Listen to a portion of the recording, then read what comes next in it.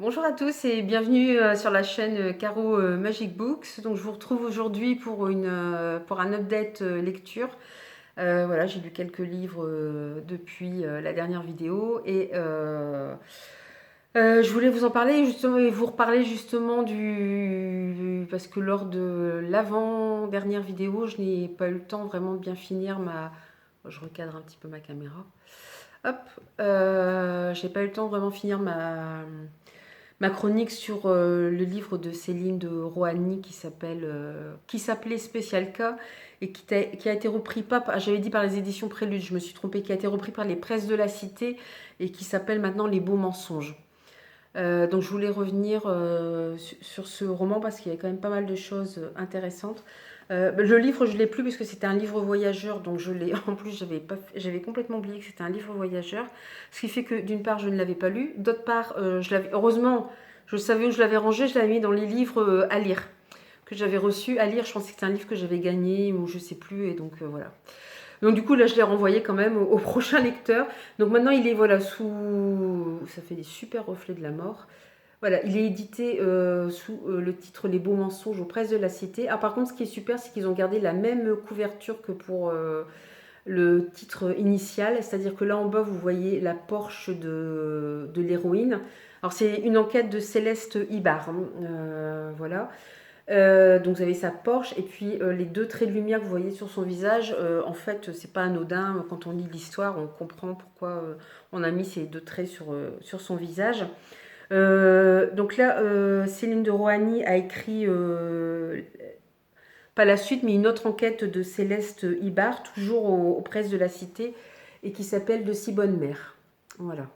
Donc si vous êtes intéressé, vous avez aimé la première enquête, n'hésitez pas à découvrir cette deuxième enquête de Céleste Ibar. Moi, j'avais beaucoup aimé le personnage parce que c'est un personnage qui est quand même. Elle travaille, elle a demandé sa mutation, elle a quitté Paris. On devine que c'est suite à un grave traumatisme. Est-ce que ça lui est arrivé dans le cadre du boulot ou pas Au début, on ne sait pas trop. Et puis, ce qui est assez étrange, ce que j'ai trouvé un peu étrange dans le livre, c'est que jamais elle ne parle de ce traumatisme. On finit par l'apprendre par la bouche d'autres personnes, par des journaux aussi, mais jamais par elle. Et du coup, on ne sait pas trop ce qu'elle pense vis-à-vis de ça, et on se dit où est-ce qu'elle en est, elle, dans sa tête, vis-à-vis de tout ça. Donc, je serais curieuse de lire la suite. Et je crois que l'auteur m'avait dit qu'on en apprenait plus sur elle. Oui, si je ne dis pas de bêtises, il m'a dit on en apprenait plus sur elle dans le second tome. Parce que c'est un personnage qui reste assez énigmatique. C'est pareil, c'est Céleste Ibar, mais son nom de famille c'est pas Ibar, hein, une réduction de son nom de famille, c'est Ibar. Enfin, c'est un nom de famille, je sais pas de quelle origine il est. Donc il y a plein de mystères comme ça autour d'elle et tout, autour de sa vie de famille aussi un petit peu. Donc voilà, c'est un personnage, un caractère très fort. Un personnage voilà, auquel on s'attache beaucoup parce qu'elle est, ouais, elle est très forte, voilà, tout simplement. Après ce qu'elle a vécu, on se dit qu'il faut quand même réussir à relever la tête. Et voilà, donc j'ai hâte d'en savoir un petit peu plus sur elle. Et puis, je voulais surtout insister sur le fait que dans ce roman Spécial Cas ou Les Beaux Mensonges, on parle beaucoup des violences faites aux femmes, puisque Céleste Ibar va se retrouver sur une enquête. On va retrouver le corps d'une femme d'une quarantaine d'années, riche, une très belle femme. On pense d'abord à un suicide, en fait, il s'agit d'un assassinat. Et le spécial cas dont le titre parle, en fait, c'est de la kétamine. Alors, la kétamine, c'est utilisé pour les chevaux et c'est utilisé par certains drogués. Je vous laisse imaginer, il faut savoir bien faire sa dose parce que c'est quand même, comme on dit, un remède de cheval. Donc voilà, et notamment Anne, la victime qui est retrouvée morte, et enfin, apparemment se serait droguée aussi à la kétamine. Donc d'où le titre, ce serait spécial cas. Je me demandais ce que c'était, à quoi ça renvoyait. Et en fait, ça renvoie voilà, à la kétamine. Et c'est marrant parce que Anne, elle est décédée, mais on entend de temps en temps sa voix. On voit un peu le passé.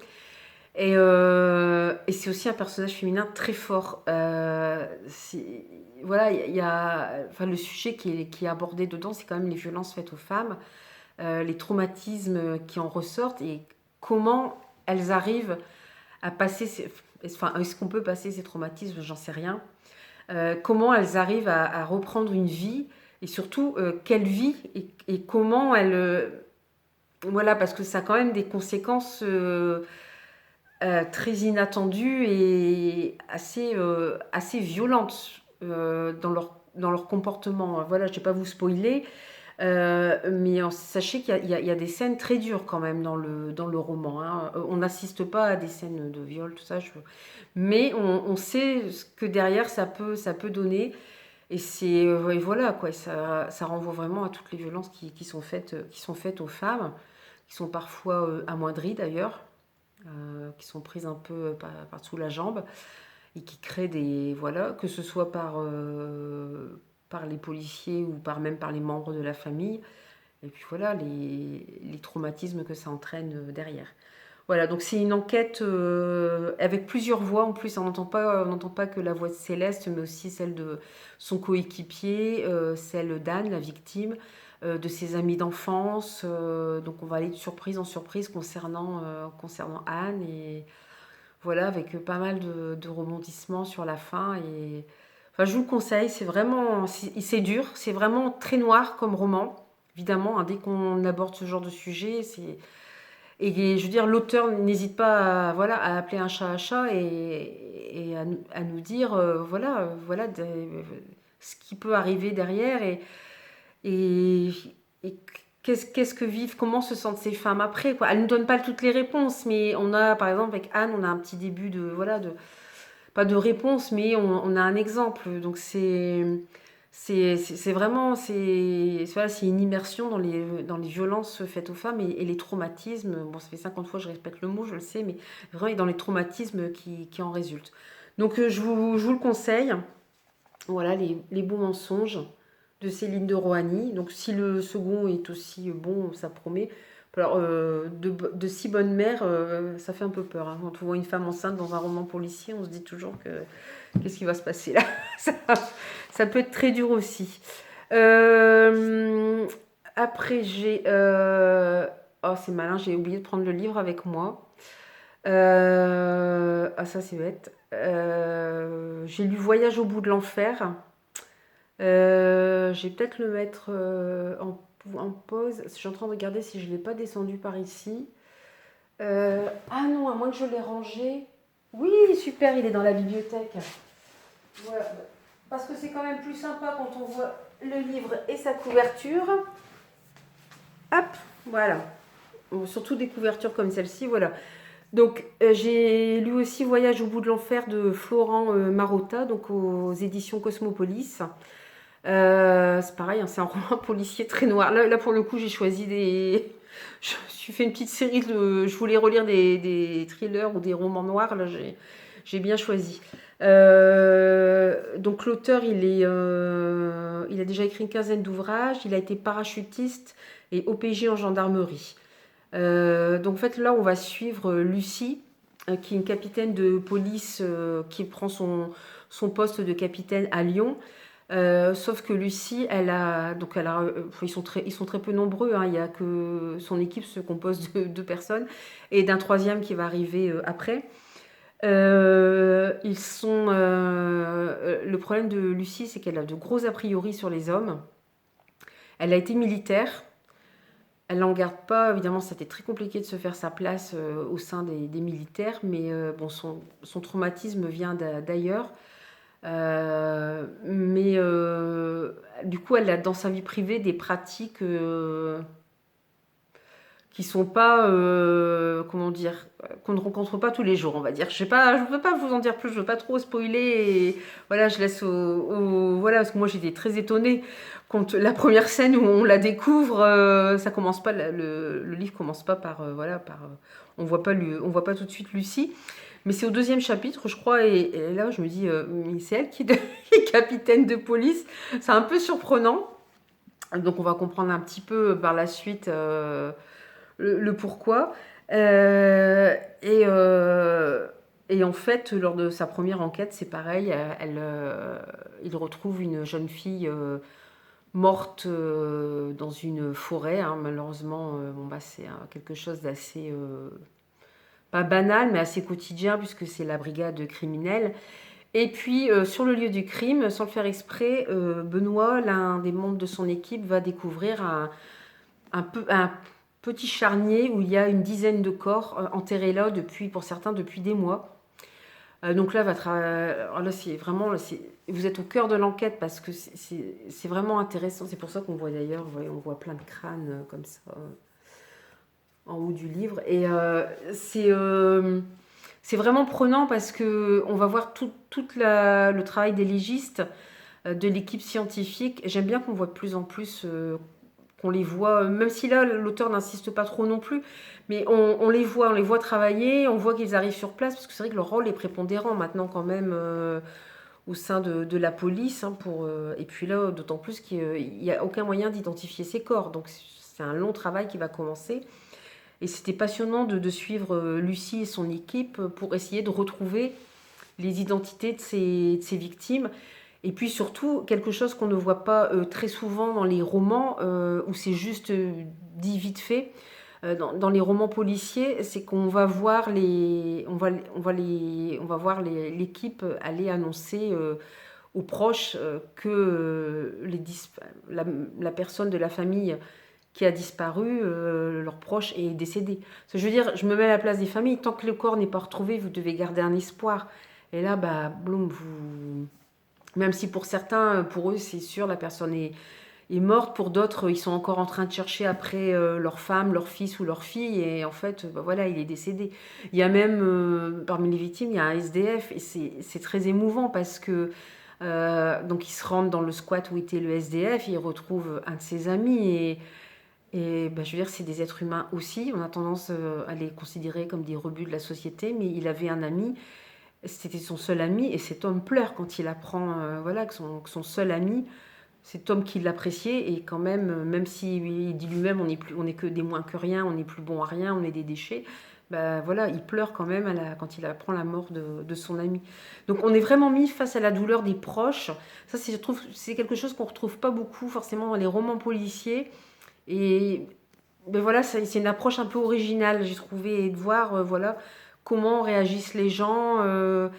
Puis le travail aussi de la police, parce que c'est quand même compliqué d'aller dire aux gens, voilà, un tel est décédé. De plus, ça leur permet parfois de faire avancer un petit peu l'enquête aussi. Et puis du coup, ça humanise les victimes, parce que c'est vrai que quand ils découvrent ce charnier, il n'y a plus que des os. Euh, Vous voyez, bon, sur la table du légiste, il n'y a plus que voilà, des morceaux d'os. Qui sont en train d'essayer de recomposer. Donc c'est vrai, c'est un petit peu déshumanisant. Et le fait de voir la douleur de ses proches et d'entendre ces gens parler de leurs proches, bah oui, on se rend compte que c'était des êtres humains, et des êtres humains qui étaient aimés, qui avaient de la famille. Et du coup, ça nous les rend attachants. En fait, on s'attache quasiment à tous ces gens décédés. On retient plus ou moins, mais on retient quand même leur nom, ce qu'ils ont fait, dans quelles circonstances ils ont disparu. C'est marrant parce que d'habitude, quand il y a beaucoup de morts comme ça, on ne retient pas forcément, mais là, on retient beaucoup plus, puisque l'auteur les humanise vraiment. Voilà, ce ne sont pas que de simples victimes, ils ont été des êtres humains qui étaient aimés. Et j'avais trouvé ce parti pris vraiment, vraiment intéressant. Après, l'enquête, alors c'est vrai qu'il piétine pas mal pour trouver le lien entre ces différents meurtres. Et puis là, d'un seul coup, vous avez un gros revirement dans le roman, auquel je ne m'attendais pas.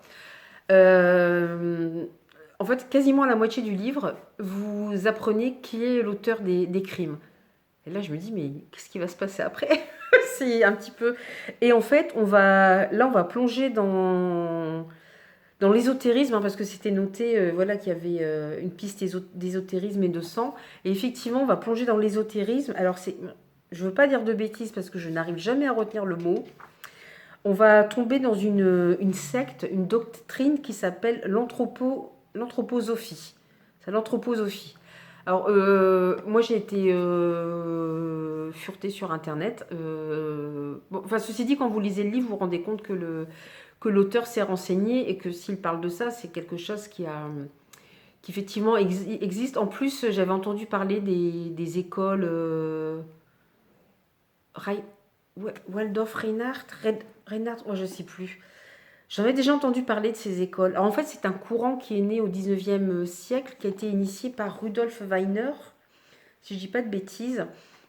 Et au départ, c'était un franc-maçon et il a développé ce courant qui est l'anthroposophie. Alors, c'est un peu complexe de vous expliquer comme ça. Euh, ouais, on va parler du. Enfin, pour lui, disons que l'homme a envie de se hisser vers le divin, vers le Christ éthérique. Ça, c'est un peu ce qu'on retrouve un peu, la dualité dans l'homme, hein, une envie de s'élever au-delà de sa condition de simple être humain, au-delà de sa condition matérielle. Et en même temps, il y a la partie diabolique qui veut à tout prix le retenir. Et il y a même une troisième partie qui serait en l'homme, en plus, qui viendrait un peu encore embrouiller tout ça. C'est bien expliqué dans le livre, donc je vous laisserai lire le livre pour comprendre. Peut-être après regarder sur Internet aussi, parce que c'est très intéressant. Donc cette doctrine, elle date du 19e siècle. Je crois que lui, il était autrichien ou allemand. Donc ça a fait des émules. Et il faut savoir qu'en France, actuellement, il existe des écoles qui dès la maternelle, dès la maternelle ou le CP, apprennent aux enfants, voilà, ce sont des écoles anthroposophiques et qui apprennent cette doctrine aux enfants. Donc c'est quand même, je trouve terriblement inquiétant de savoir que ce genre d'école existe, que des parents mettent leurs enfants dans ce genre d'établissement. Je crois qu'en France, ça a été reconnu comme une secte en plus. Il faut savoir qu'ils ont des ramifications un petit peu partout. Là-dedans, ils parlent d'un ministre. Je ne sais pas si c'est vrai. Franchement, là, j'en sais rien. En tout cas, ils ont des ramifications très importantes. Ils parlent aussi de franc-maçonnerie. C'est vrai que la franc-maçonnerie, on ne sait pas non plus quelles sont leurs ramifications exactes et voilà, qui est affilié à quoi. Et bon, alors est-ce que c'est pareil avec l'anthroposophie? Je ne sais pas. En tout cas, c'est très inquiétant. En tout cas, ces écoles existent. Ce courant existe en France. Vous avez, d'ailleurs, il parle d'une marque de cosmétiques très connue, dont d'ailleurs un des principes est de dire que voilà, on est une marque écologique et compagnie. Et voilà, et en fait, cette marque pratique l'anthroposophie. Donc c'est un peu inquiétant quand même, parce que c'est une marque quand même assez connue. C'est pas la plus connue, hein, je vous rassure. C'est pas en supermarché, c'est en pharmacie que vous la trouverez, mais c'est quand même un peu inquiétant. D'ailleurs, à propos de cette marque de cosmétiques, moi je suis allée faire aussi. Bah, en fait, en regardant Anthroposophie, j'ai appris d'autres choses dont il ne parle pas d'ailleurs dans le livre. On retourne quand même aussi. Lui, l'auteur n'en parle pas dans son livre, mais il faut savoir que l'anthroposophie, alors durant la Seconde Guerre mondiale, les anthroposophes ont été à la fois comment dire, poursuivis, enfin mis dans des camps de concentration, mais qu'il y avait aussi des gens qui adhéraient à leur mouvement comme Rudolf Hess, pardon, ou Heinrich Himmler. Donc on est quand même dans des gens très très proches d'Hitler. Donc vous voyez un petit peu les ramifications. Donc c'est vrai que c'est quand même, moi j'avoue, j'ai été scotchée quand j'ai lu ça dans le livre. Je vous dis tout de suite, vous allez sur internet vous renseigner parce que c'est franchement inquiétant, quoi. Donc on va se tourner vers ce courant ésotérique, ce courant sectaire, et bien sûr,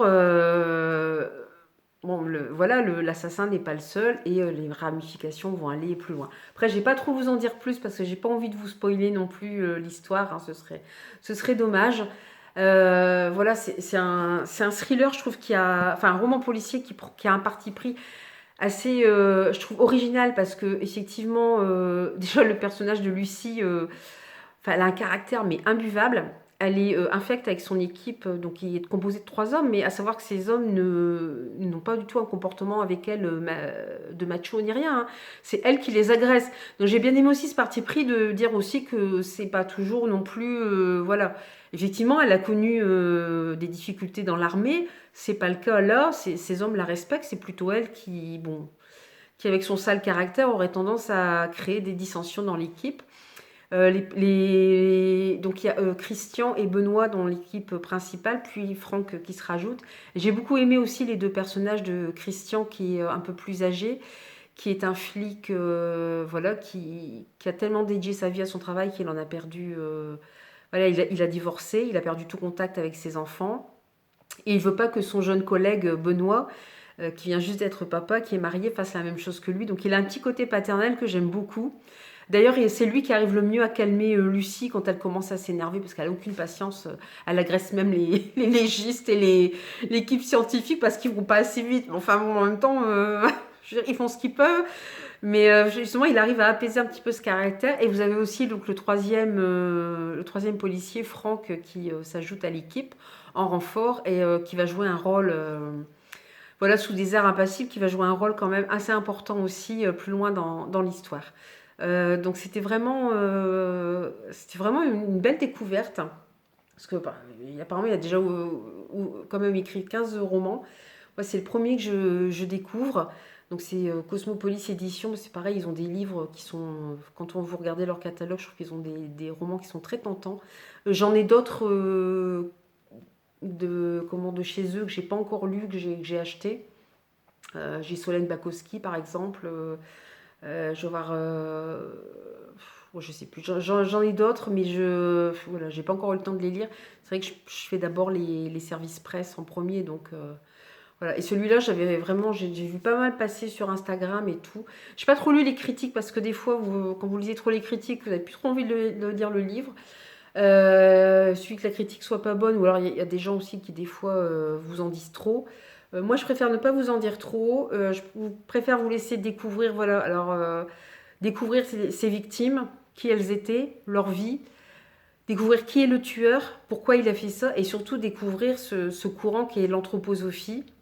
J'espère que je prononce bien, que c'est bien l'anthroposophie, parce que j'ai du mal avec avec les noms.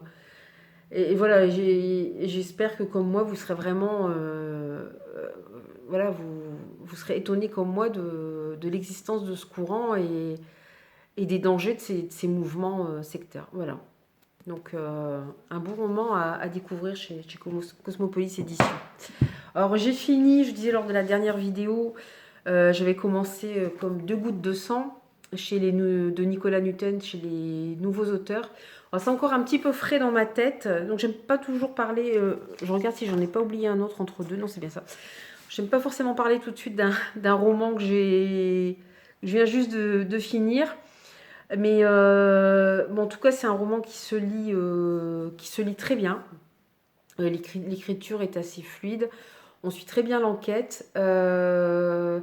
Donc en fait, ça débute en 1900. En 2019, ouais, c'est mieux. Non, je dis une bêtise. C'est pas en 2019. Ah si, ça commence en 1997. Je n'étais pas totalement à côté de la plaque. Donc en fait, on assiste à l'assassinat d'une famille, les parents, le petit garçon, et seule la jeune fille arrive à réchapper de ce massacre parce que le tueur qui l'a enlevée l'a mise dans son coffre de voiture et il y a un accident de voiture. Donc elle arrive à s'enfuir, lui aussi s'enfuit. Et ensuite on se retrouve à Paris en 2019. Et là on va suivre le commandant Sarda qui va enquêter sur un squelette qui est retrouvé dans un manoir. En fait, ce sont des jeunes qui font de l'urbex, pardon, dans un vieux manoir et qui retrouvent au fond d'une cave un corps, probablement celui d'une femme, attaché par du fil barbelé avec une croix inversée gravée sur le front. Donc, ils se retrouvent avec cette enquête. Dans le même temps, on va retrouver Juliana, la jeune fille du départ, qui maintenant a quitté la Norvège et vit en France, qui vit avec un architecte, donc qui a l'air d'être heureuse dans sa vie. Jusqu'au jour, elle est traductrice. Elle traduit un roman. Et elle demande à ce que les romans, vous avez toujours le nom du traducteur. Et là, elle demande en fait, elle demande à chaque fois à ce que ce soit pas son vrai nom qui soit noté, mais son nom de plume, enfin son nom de traductrice en fait. Et pas de chance, le livre est mis sous son vrai nom. Et là, on la voit s'enfuir. Donc, on se dit, est-ce qu'elle a peur d'être rattrapée par le tueur voilà, qui a massacré sa famille? Parce qu'on apprend aussi que cet homme a été retrouvé, est en prison. Mais alors, il est en prison en Norvège. Alors, en Norvège, ils ont un truc particulier, je ne connaissais pas ça du tout. et ils ont mis fin à la peine de prison à perpétuité. Donc le maximum que peuvent prendre les criminels, c'est 21 ans. Alors, je dirais, j'ai eu deux réactions parce que, voilà, ils le disent dans le livre. Par exemple, je n'ai pas retrouvé son nom, mais celui qui a tué je ne sais plus combien de personnes sur l'île d'Utoya il y a plusieurs années de ça, dans quelques années, il va sortir de prison. Donc c'est horrible de se dire qu'un mec comme ça va se retrouver dehors. Et qu'est-ce qu'il va faire? Qui dit qu'il ne va pas recommencer? En même temps, les Norvégiens ont un taux de récidive qui est très très bas. Parce qu'ils ont des prisons adaptées selon les criminels, tout ça. Donc, j'avoue que ma réaction était un peu mitigée sur cette histoire de perpétuité, de non-perpétuité et de limiter à 21 ans. Bon, à voir. Voilà, c'est vrai que comme le mec de Utoya, enfin, quand il va ressortir, moi je me dis, mais laisser sortir un mec pareil, ça fait peur, quoi. Il a quand même massacré des dizaines de gens, mais bon. Enfin, voilà. Ça, c'était la petite parenthèse. Donc, le commissaire Sarda et son équipe vont devoir remonter la piste de ce squelette, deviner qui elle est, puisque c'est une femme, et ce qu'il s'est passé. Dans le même temps, on va suivre Johanna qui s'enfuit, et puis bien sûr, les deux enquêtes... parce que le compagnon de Juliana, elle ne lui a pas raconté son histoire. Elle lui a juste dit que ses parents étaient morts dans un accident de voiture. Elle ne lui a pas raconté sa vraie histoire. Et lui fait appel aussi à une capitaine de... Non, pas une capitaine, une lieutenant de gendarmerie, pardon. Je ne sais plus son nom, c'est Romane, je crois. Et il va lui demander de chercher, voilà, de la rechercher. Elle se rend compte qu'elle met... Effectivement, quand elle l'enquête sur elle, elle se rend compte que cette jeune femme donc, a perdu en fait sa famille suite à un massacre et que le tueur en série est sorti de prison. Donc les deux enquêtes vont finir par évidemment se croiser. Alors pourquoi, comment J'avoue que l'intrigue est complexe sur la fin parce qu'il met en scène plusieurs personnages. Alors tout tourne effectivement autour de ce squelette, autour de l'identité de la jeune femme qui est retrouvée et pourquoi est-ce qu'elle s'est retrouvée là. On en apprend aussi davantage sur son passé. Voilà, c'était une jeune fille. Elle était... tout se passait bien dans sa vie jusqu'à la mort de son père. Ensuite, elle a changé complètement d'attitude. Enfin, voilà, on en apprend un peu plus au fur et à mesure de l'enquête. Il faut que j'arrête de vous dire aussi parce que je vais trop vous en dire. Et c'est passionnant parce que vous dites, mais c'est quoi le rapport? Et puis, je ne sais plus vers quelle page, vers la fin, il y a un coup de... Enfin, un rebondissement, mais auquel je ne m'attendais pas. Mais alors, pas du tout, du tout. C'est une découverte qui a été faite par le commissaire, par le commandant, par le commandant Sarda. Ah, là, je suis restée... je ne l'avais pas vu venir, celle-là. Je suis restée mais vraiment scotchée. Et en fait, à partir de là, mais jusqu'au bout, vous allez aller de rebondissement en rebondissement. Et c'est vraiment... j'en ai un peu la chair de poule avec d'en reparler.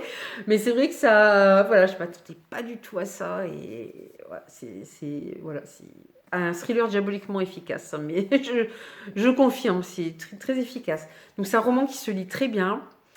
Qui est passionnant puisqu'on essaie parce qu'on enquête, voilà, il y a une double enquête et on enquête sur le passé de deux jeunes femmes. Il y a des personnages qui vont se greffer autour, ce qui va rajouter encore dans l'intrigue. Puis alors vous avez ce rebondissement à la fin auquel vous ne... Enfin moi en tout cas, je l'ai pas vu arriver. Je sais pas si parmi vous il y en a qui, voilà, si vous avez lu le livre, n'hésitez pas à mettre un petit commentaire ou si vous comptez le lire, enfin n'hésitez pas parce que voilà, je serais curieuse de savoir votre avis parce que moi je l'avais pas vu venir du tout. Donc voilà, voilà, ça fait une intrigue. Du coup, ça fait à la fin, ça fait un truc un peu alambiqué, mais alors qui est super prenant et voilà, c'était voilà. Là, franchement, sur les 3 derniers livres que j'ai lus, c'était 3 thrillers et enfin, je me suis régalée dans des genres différents, dans des approches différentes et vraiment très agréable à lire. Donc, il avait déjà écrit un premier roman, Nicolas Newton, qui s'appelle Disparition.